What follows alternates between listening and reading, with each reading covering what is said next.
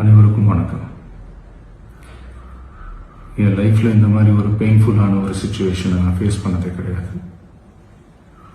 மனசு முழுக்க வலி வலி மட்டும்தான்.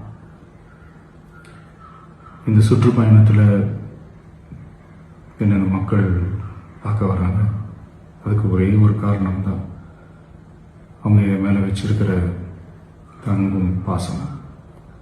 அந்த அன்புக்கும் பாசத்துக்கும் நான் எப்பவும் கடமைப்பட்டிருக்கிறேன்.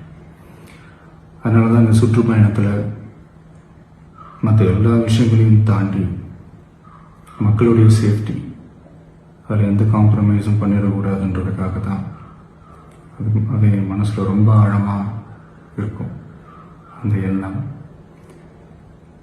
அதனால தான் இந்த அரசியல் காரணங்கள் எல்லாத்தையும் தவிர்த்துட்டு ஒதுக்கி வச்சுட்டு மக்களுடைய சேஃப்டி மட்டும் மைண்டில் வச்சுக்கிட்டு அதுக்கான இடங்களை சூஸ் பண்ணுறது, அதுக்கான இடங்களை பார்த்து பெர்மிஷன் கேட்கறது, போலீஸ் டிபார்ட்மெண்ட்டில் அதை ரிக்வெஸ்ட் பண்ணி கேட்போம்.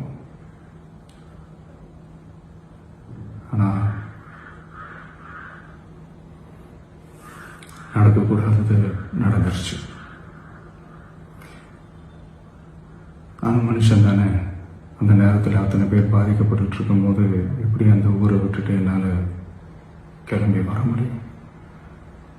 நான் திரும்ப போகணும்னு இருந்துச்சுன்னா அதை ஒரு காரணம் காட்டி அங்கே வேறு சில பதட்டமான சுச்சுவேஷன்ஸ், வேறு சில அசம்பாவிதங்கள், அந்த மாதிரி எதுவும் நடந்துடக்கூடாதுன்றதுக்காக தான் நான் அவாய்ட் பண்ணேன்.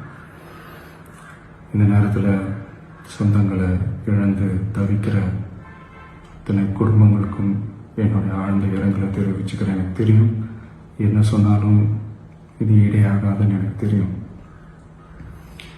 ஹாஸ்பிட்டலில் ட்ரீட் பண்ணிகிட்ருக்கிற எல்லாருமே சீக்கிரமாக க்யூர் ஆகி வரணுன்றதை இந்த நேரத்தில் நான் வேண்டிக்கிறேன். கூடிய சீக்கிரமே உங்கள் எல்லாரையும் நான் சந்திக்கிறேன். இந்த நேரத்தில் எங்களுடைய வலிகளை, எங்களுடைய நிலைமையை புரிஞ்சுக்கிட்டு எங்களுக்காக பேசின அரசியல் கட்சிகளை சார்ந்த நண்பர்கள், தலைவர்கள் அனைவருக்கும் என்னுடைய நன்றியை தெரிவிச்சுக்கிறேன். கிட்டத்தட்ட ஒரு 5 மாவட்டத்துக்கு பிரச்சாரத்துக்கு போனோம். இந்த மாதிரி எதுவுமே நடக்கல. ஆனால் கரூரில் மட்டும் ஏன் எப்படி நடக்குது, எப்படி நடக்குது?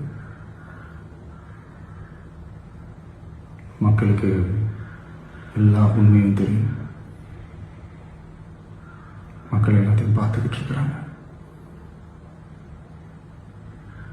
கரூரை சேர்ந்த அந்த மக்கள் அந்த உண்மையெல்லாம் வெளியில் சொல்லும்போது எனக்கு கடவுளே நேரில் வந்து இறங்கி அந்த உண்மைகள்லாம் சொல்கிற மாதிரி எனக்கு தோணுச்சு. சீக்கிரமே எல்லா உண்மைகளும் வெளியில் வரும்.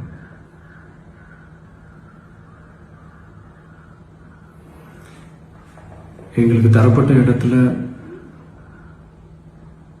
நாங்கள் போய் அந்த ஸ்பாட்டில் நின்று நாங்கள் பேசிட்டோம். அதை தாண்டி எந்த தவறும் எங்கள் சைடில் நாங்கள் எதுவுமே செய்யலை. பட் இருந்தாலும் எங்கள் கட்சியை சேர்ந்த நிர்வாகிகள், தோழர்கள் மேலே எஃப்ஐஆர், அது மட்டும் இல்லை சோஷியல் மீடியாவை சேர்ந்த நண்பர்கள், தோழர்கள், அவங்க மேலே எஃப்ஐஆர்லாம் போட்டு இப்போ பிடிச்சிக்கிட்டு இருக்கிறாங்க.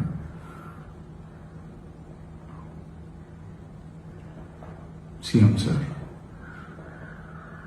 உங்களுக்கு ஏதாவது இந்த பழி வாங்கணும் அப்படின்ற எண்ணம் ஏதாவது இருந்துச்சுன்னா என்ன வேணாலும் பண்ணுங்க. அவங்க மேலே கை வைக்காதீங்க. நான் ஒன்று வீட்டில் இருப்பேன், இல்லை நான் ஆஃபீஸில் இருப்பேன். என்ன வேணாலும் செய்யுங்க. நண்பர்களே, தோழர்களே, நம்மளோட அரசியல் பயணம் இன்னும் ஸ்ட்ராங்கராக, இன்னும் தைரியத்தோட கண்டினியூ ஆகும்.